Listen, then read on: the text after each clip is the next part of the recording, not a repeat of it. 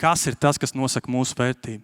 Pirmkārt, tu esi radīts pēc Dieva tēla un viņa līdzības.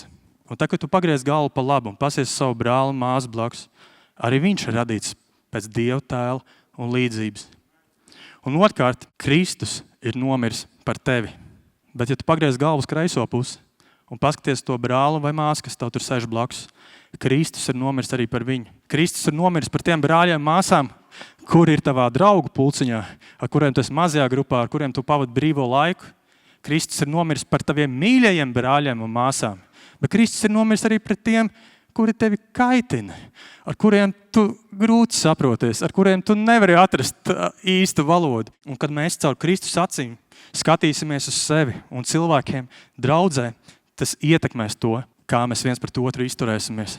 Cik ātri mēs piedosim, cik ātri mēs gribēsim kādu tiesāt. Varbūt tajā brīdī, kad mēs tā sapratīsim, ka Kristus ļoti mīl otru, mēs ieraudzīsim to, ka mēs rādam, kad rādam uz otru ar pirkstu, mēs patiesībā rādam ar 3 pirkstiem uz sevi. Un varbūt tajā brīdī, kad mēs gribēsim parādīt otram uz to skabargu, 3 pirksti rādīs uz mūsu baļķi,